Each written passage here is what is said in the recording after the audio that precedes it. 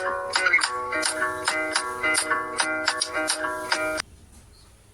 viewer, welcome back to our channel Maths Zone with PP. I am Sanjeev Kumar. Today I want to provide you quick revision notes of molecular basis of inheritance. कहने का मतलब हो गया जो remaining parts रह गए थे इस चैप्टर की, चैप्टर 6 जो मोलेकुलर बेसिस ऑफ इनहेरिटेंस है, उसकी मैं आज डिटेल जानकारी देता हूँ। तो आइए स्टार्ट होते हैं अब। तो आइए अब हम स्टार्ट होते हैं। ये यहाँ फिगर में दिखाई गई है, ये ओवरऑल डायरेक्शंस ऑफ एप्लीकेशंस दिखाई गई है, जो कि आप फिगर में आराम से देख करके समझ सकते हैं। तो आइए अब हम नेक्स्ट पॉइंट ट्रांसक्रिप्शन में आते हैं। तो इसमें पहला पॉइंट है, it is a process of कॉपिंग genetic information from one strand of DNA into RNA. In transcription, only one segment of DNA and only one strand is copied in RNA. The adenosine form base pair with uracil instead of thymine. कहने का मतलब हो गया कि ये process जो कॉपिंग होती है जेनेटिक इंफॉर्मेशन की डीएनए से आरएनए में, तो इस ट्रांसक्रिप्शन में जो एक सेगमेंट डीएनए की होती है वो एक स्ट्रैंड के साथ आरएनए में कॉपी होती है, और ये एडिनोसिन फॉर्म जो बेस पेयर करती है यूरेसिल को थायमिन के बदले में। अब हम नेक्स्ट पॉइंट देखते हैं। ये transcription of DNA include a promoter, the structural gene and the terminator.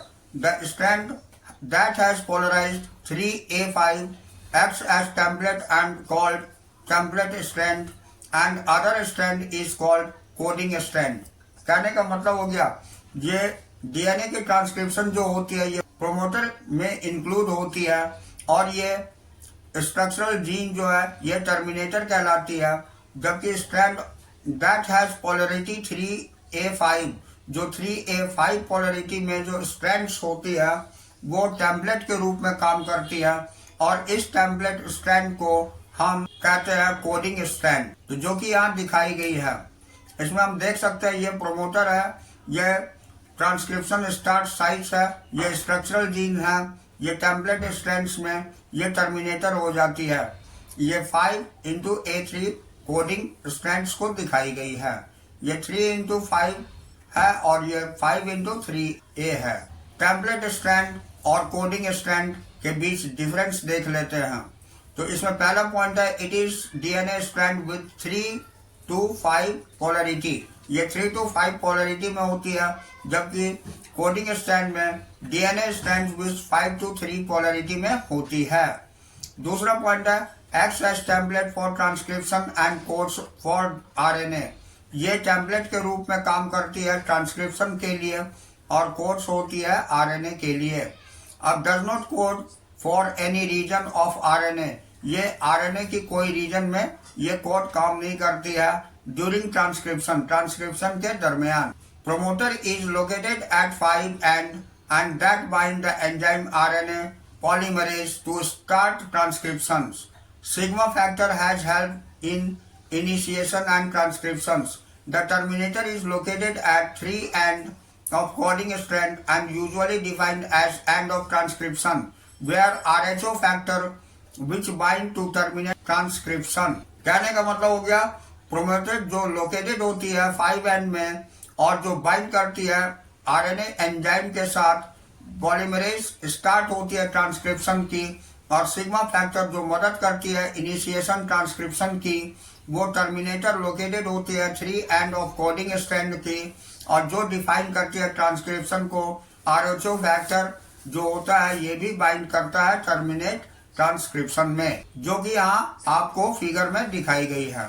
ये इनिशिएशन होती है आरएनए पॉलीमरेज की, और उसके बाद ये इलोंगेशन हो जाती है आरएनए की, यहाँ सिग्मा बॉन्ड हो जाती है टर्मिनेटर के साथ में, और यहाँ टर्मिनेशन हो जाती है आरएनए की, यहाँ आरएचओ फैक्टर होती है, और ये आरएनए पॉलीमरेज के साथ। अब यहाँ हम देखते हैं exon are those sequence that appears in mature and processed RNA.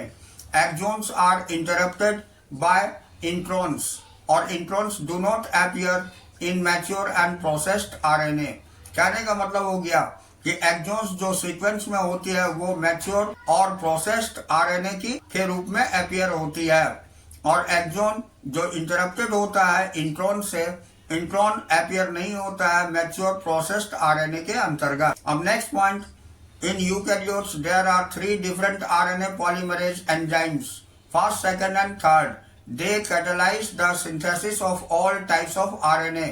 कहने का मतलब हो गया यूकैरियोट में जो डिफरेंट टाइप की आरएनए पॉलीमरेज एंजाइम होती है ये फर्स्ट, सेकंड और थर्ड कैटलाइज करता है और सिंथेसिस करता है जितने भी टाइप की आरएनए होती है सबकी।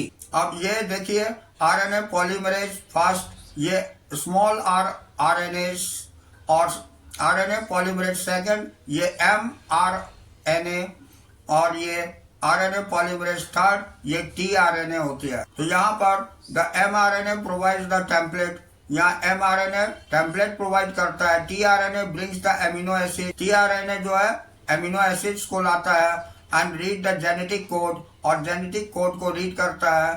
The rRNA plays structural and catalytic role during translation, यानी कैटालाइटिक रोल ये rRNA प्ले करता है स्ट्रक्चरल में ट्रांसलेशन के दरमियान। अब हम नेक्स्ट पॉइंट देखते हैं डीएनए रेप्लिकेशन और आरएनए ट्रांसक्रिप्शन। तो डीएनए रेप्लिकेशन के बीच में 2 new molecules of double stranded DNA are produced. यहाँ पर 2 मॉलिक्यूल डबल स्ट्रैंड की डीएनए की प्रोड्यूस होती है, जबकि 1 new molecule of single strand RNA is produced. RNA transcription में एक न्यू मॉलिक्यूल सिंगल स्ट्रैंड की आरएनए की प्रोड्यूस होती है। दूसरा पॉइंट है adenine on one strand binds to thiamine on the new DNA strand being created, यानी adenine एक स्ट्रैंड की बाइंड हो जाती है थायमिन के साथ, नई डीएनए स्ट्रैंड क्रिएट हो जाती है। Adenine on DNA bind to uracil, यहाँ डीएनए के एडेनिन डीएनए की जो है यूरेसिल के साथ बाइंड हो जाती है on the new RNA strand, नए आरएनए स्ट्रैंड में बीइंग क्रिएटेड, और ये क्रिएट होती है। अब नेक्स्ट पॉइंट देखते हैं the entire chromosome is replicated, पूरी की पूरी क्रोमोजोम रेप्लिकेट हो जाती है, जबकि इसमें only a small portion of DNA molecule is transcribed to RNA, इसमें छोटी पोर्शंस डीएनए की जो है ट्रांसक्राइब्ड हो जाती है आरएनए में। And the varies based on the cells need at the time, और ये वेरी करती है सेल्स में आवश्यकता के अनुसार, समय के अनुसार। अब इसमें एंजाइम डीएनए पॉलीमरेज होती है, इसमें एंजाइम आरएनए पॉलीमरेज होती है। न्यूक्लियस में होती है occurs in nucleus, that means ये न्यूक्लियस में होती है, अकर्स इन न्यूक्लियस ये भी न्यूक्लियस में ही होती है। अब हम देखते हैं the primary transcript contains both exons and intron and non functional. It undergoes the process of splicing in which introns are removed and exons are joined in a defined order. कहने का मतलब हो गया कि प्राइमरी ट्रांसक्रिप्शंस जो है ये contain दोनों को करती है, एक्सॉन और इंट्रॉन को, और इसमें नॉन फंक्शनल ये होती है उस प्रोसेस के अंतर्गत जाती है जहाँ स्प्लिसिंग होती है इंट्रॉन के साथ, और रिमूव करती है एक्सॉन्स को और ज्वाइन हो जाती है डिफाइंड ऑर्डर में। नेक्स्ट द HNRNA यानी हेट्रोजीनस न्यूक्लियर आरएनए जो होती है ये undergoes additional process called capping and telling. ये अंडरगोज प्रोसेस में यानी प्रोसेस में ये चला जाता है कैपिंग और टेलिंग में। तो in capping the unusual nucleotide, capping में ये अनयूजुअल न्यूक्लियोटाइड जो होती है जिसे हम मिथाइल ग्लूनोसिन ट्राइफॉस्फेट बोलते हैं, to the 5 end of HNRNA, यानी कि ये 5N पर होती है हेट्रोजीनस आरएनए के साथ में। तो in tailing polyadenylate tails is added to 3 end in a template in independent manner. यहाँ टेलिंग में पॉलीडिनाइल एटलेट जो होती है टेल ये ऐड हो जाती है 3N के साथ में और टेम्पलेट करती है इंडिपेंडेंट मैटर में। अब हम जेनेटिक कोड देखते हैं। तो जेनेटिक कोड में genetic code is the relationship of amino acid sequence in A polypeptide and nucleotide that is best sequence in mRNA. It directs the sequence of amino acids during synthesis of protein. It directs the sequence of amino acids during synthesis of protein. यानी genetic code के अंतर्गत जो relation होते हैं amino acid sequence की polypeptide और nucleotide यानी base sequence in mRNA के साथ, ये डायरेक्ट सीक्वेंस अमीनो एसिड की ड्यूरिंग सिंथेसिस यानी सिंथेसिस के दरमियान होती है प्रोटीन की। अब George Gamow suggested that genetic code should be combination of 3 nucleotides to code 20 amino acid, यानी जॉर्ज गैमो ने यह सजेस्ट किया था कि जेनेटिक कोड जो कि कॉम्बिनेशन 3 न्यूक्लियोटाइड्स के साथ करती है और वो 20 अमीनो एसिड्स के साथ हो जाती है। अब H G. Khorana develops chemical methods of synthesising RNA molecules with defined combination of bases, यानी एच.जी. खुराना ने डेवलप किया था chemical method synthesise RNA molecules की which defines combination of bases, जो कॉम्बिनेशन ऑफ बेसेस को डिफाइन करती है। अब यहाँ Marshall Nirenberg cell free system for protein synthesis finally help the code to be, ये डिसिफर्ड है। ये मार्शल नेरेनबर्ग सेल्स जो है ये free system of protein synthesis की हो जाती है, फाइनली मदद करती है कोड डिसिफर्ड में। अब silent feature of genetic code हम देखते हैं, ये बहुत ही इंपॉर्टेंट है। तो silent feature of genetic codes are, पहला पॉइंट होता है द कोड इज ट्रिपलेट, ये ट्रिपलेट होता है। अब 61 codon code of amino acids and 3 codon do not code for amino acids called stop codon, इसे स्टॉप कोडोन कहा जाता है, जैसे UAG, UGA, UAA। अब सेकंड है codon is unambiguous and specific code for 1 amino acids, codon जो होते हैं ये अनएम्बिगस होती है और ये स्पेसिफिक होती है, जो कोड एमिनो एसिड्स एक कोड के लिए होती है। Third point the code is degenerate, some amino acids are coded by more than 1 codon, यानी कोड डिजेनरेट हो जाती है। अब कुछ एमिनो एसिड्स की कोड जो है मोर देन 1 कोडोन, एक कोडोन से ज्यादा हो जाती है। Fourth point the codon is read in mRNA, codon को mRNA में रीड किया जाता है इन ए कंटीजियस फैशन, ये कंटीजियस फैशन के साथ में विदाउट एनी पंक्चुएशन, बिना किसी पंक्चुएशन के साथ। पांचवा point the codon is nearly universal, ये लगभग यूनिवर्सल होती है। AUG has dual function, AUG का ड्यूअल फंक्शन होता है। It codes the methionine and also acts the initiator codon, इसको मिथायोनाइन के लिए ये होता है और ये इंटीरिएटर कोडोन के रूप में काम करता है।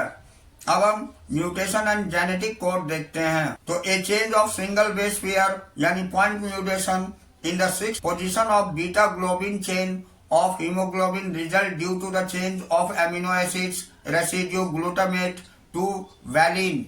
These results into the diseased condition called sickle cell anemia, यानी ये एक चेंज हो जाती है सिंगल सेल पेयर में, जिसको हम पॉइंट म्यूटेशन बोलते हैं। ये 6th position beta globin chain की होती है, ये हीमोग्लोबिन के अंतर्गत, जिसका परिणाम होता है कि ये चेंज एमिनो एसिड रेसिड्यू में ग्लूटामेट में हो जाती है वैलिन के रूप में, और ये रिजल्ट करता है डिजीज कंडीशन को, जिसे हम सिकल सेल एनीमिया बोलते हैं। अब next point insertion and deletion of 3 और इट्स मल्टीपल बेसिस, इंसर्ट और डिलीट 1 और multiple codons, hence 1 or more amino acids, and reading frame remains unaltered from the point onward. Such mutations are called frame shift insertion और deletion mutation, यानी insertion और deletion जो 3 और multiple base की होती है वो या तो इंसर्ट होती है या डिलीट हो जाती है मल्टीपल कोडोन के साथ। इसीलिए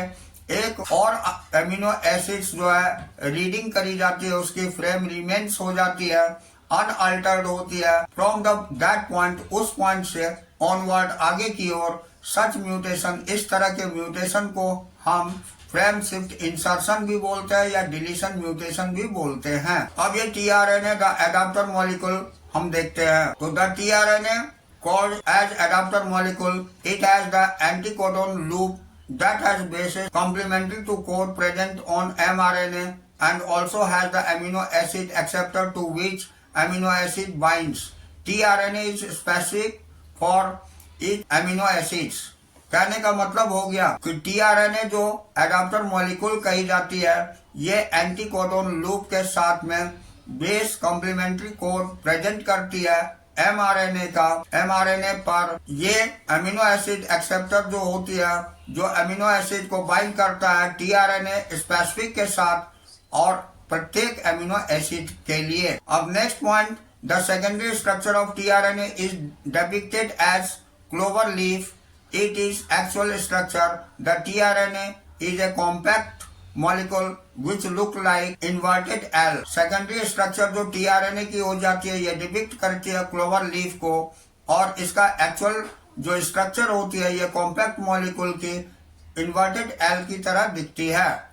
यहाँ देखिए ये दिखाई गई है, ये SER है, ये TYR है।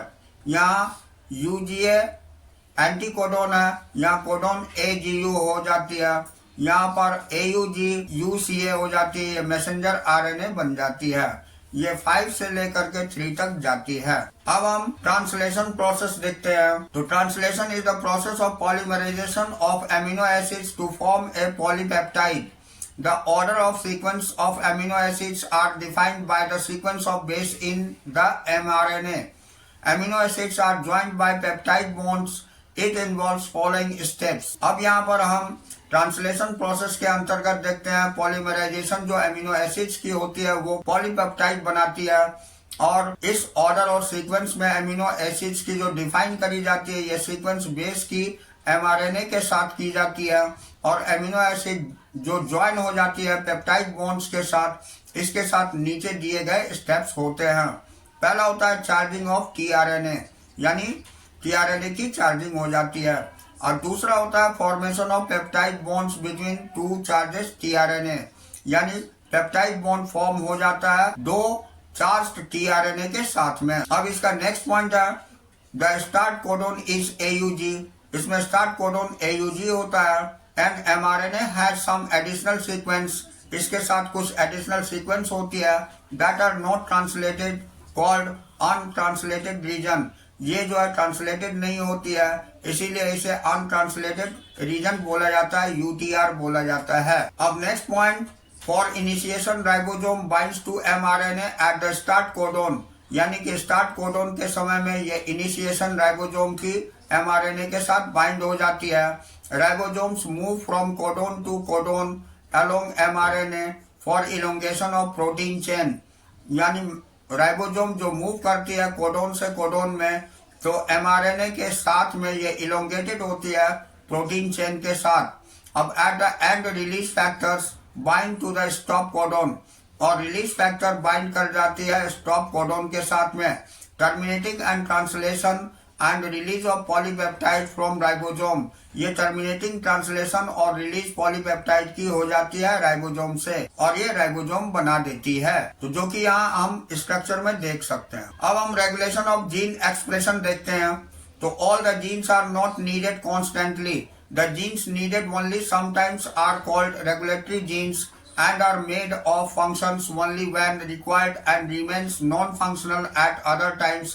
Such regulated genes therefore required to be switched on or off when a particular function is to be begin or stop. तो कहने का मतलब हो गया कि जितने भी जीन्स होते हैं ये कांस्टेंट नहीं होते हैं, और ये जीन्स को आवश्यकता होती है कभी कभी, जिसे हम रेगुलेटरी जीन्स जो बनती है उसका फंक्शन होता है जब रिक्वायर्ड होती है रिमेनिंग नॉन फंक्शनल, यानी रिमेन नॉन फंक्शनल की अदर टाइम्स में, तो उस समय ये रेगुलेट होती है जीन्स, इसीलिए इसे हम स्विच ऑन और स्विच ऑफ बोलते हैं। पार्टिकुलर फंक्शन के लिए ये बिगिन और स्टॉप के लिए की जाती है। अब द लैक ऑपेरन, ये लैक ऑपेरन क्या होती है इसके बारे में जानकारी लेते हैं। तो lac operon consist of 1 regulatory gene I and 3 structural gene Y, Z and A। यहाँ लैक ऑपेरन कंसिस्ट करती है एक रेगुलेटरी जीन I को और 3 structural gene Y, Z, A को। Gene I code for the repressor of the operon of the lac operon. यहाँ gene I code जो होती है ये रिप्रेसर होता है लैक ऑपेरन का, और the Z gene code of beta galactosidase, यानी Z जीन कोड जो होती है ये बीटा गैलेक्टोसाइडेज के लिए होती है, that is responsible for hydrolysis of disaccharide, lactose and monomeric unit galactose and glucose. Gene Y code for परमिएज which increase permeability of cell. Gene encode for acetylase, ये trans acetylase की होती है, जो कि यहाँ हम फिगर में देख सकते हैं।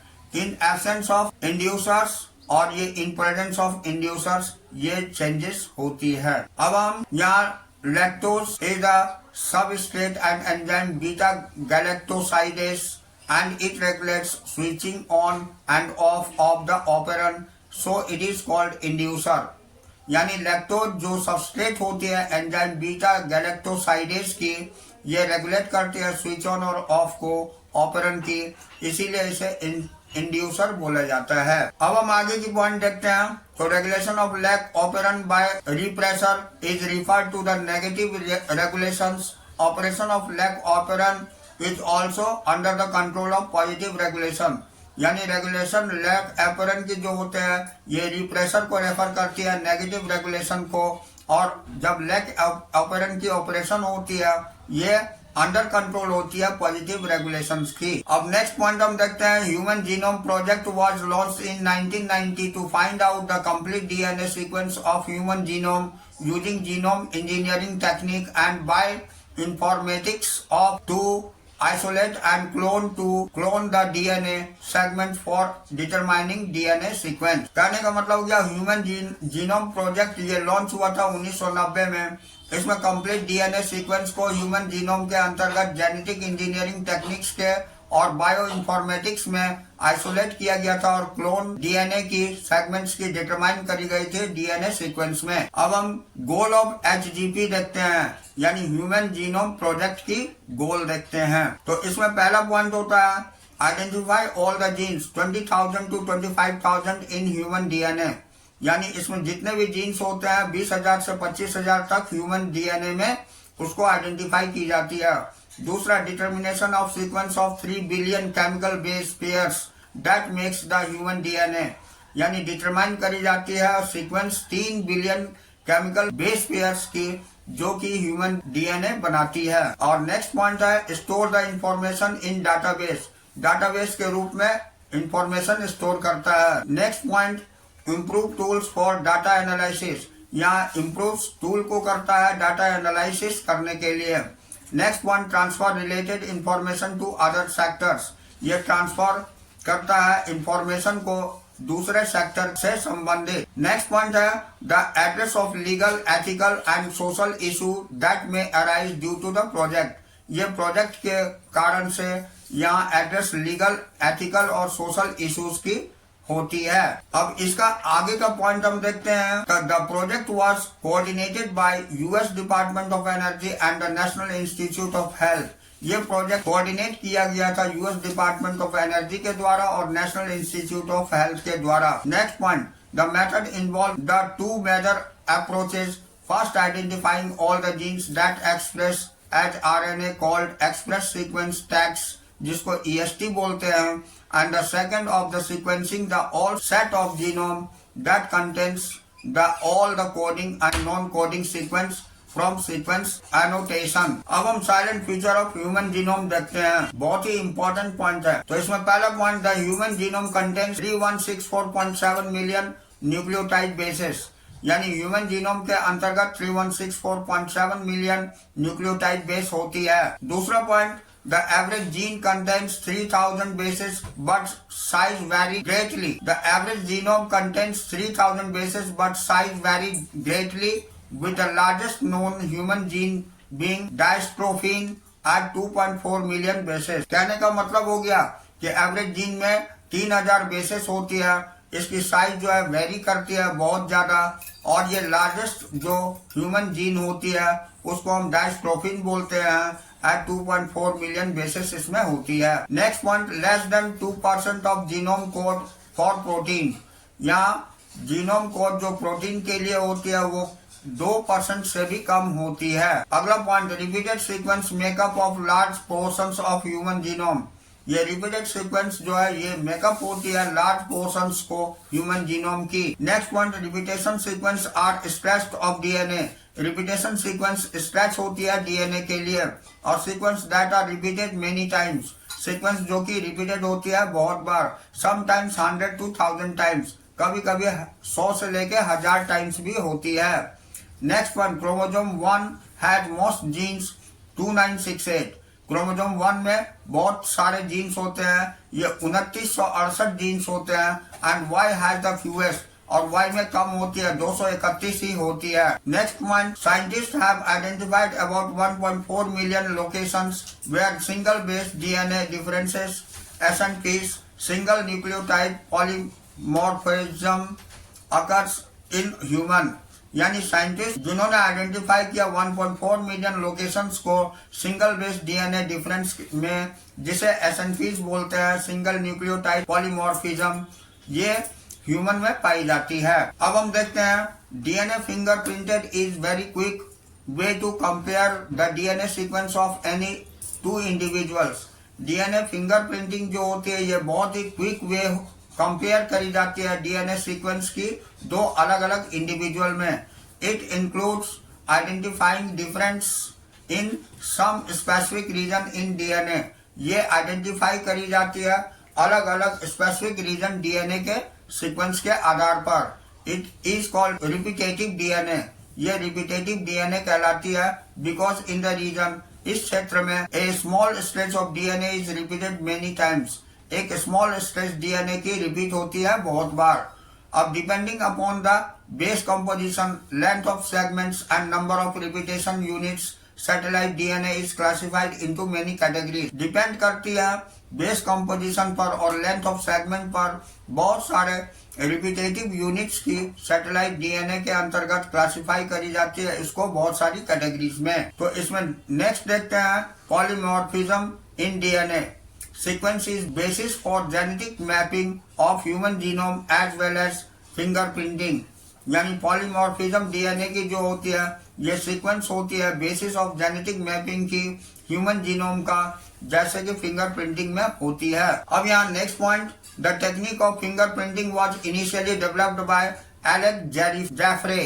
ये एलेक जेफरे के द्वारा इस टेक्निक को डेवलप किया गया था। He used to satellite DNA as probe to show high polymorphism, what's called variable number of tandem repeats VNTR। इसे हम VNTR के रूप में भी जानते हैं। अब ये कैसे होती है, ये मैं बताता हूँ। DNA extraction from cell in high speed refrigerated centrifuge। इसके बाद ये आ जाती है application of DNA content by PCR polymerase chain reactions। इसके बाद ये आ जाती है DNA fragmentation by reactions endonuclease में। उससे फिर ये जेल इलेक्ट्रोफोरेसिस में आ जाती है, ठीक है। उसके बाद double strand DNA split into the single stranded में हो जाती है। नेक्स्ट आ जाती है ये Southern blotting transferring separation of DNA and nylon और नाइट्रोसेल्यूलोज शीट्स में। इसके बाद ये आ जाती है nylon sheet immerse in a bath having probes marker of hybridisation. और इसके बाद ये आ जाती है nylon membrane passes the X rays from autoradiography. और लास्टली ये डार्क बैंड डेवलप्स एट ए प्रोब साइट हो जाती है। इस तरह से जो है ये फिंगरप्रिंटिंग होती है। तो यहाँ पर हमारी ये चैप्टर कंप्लीट होती है। तो that's all for today. We will meet again on the next class.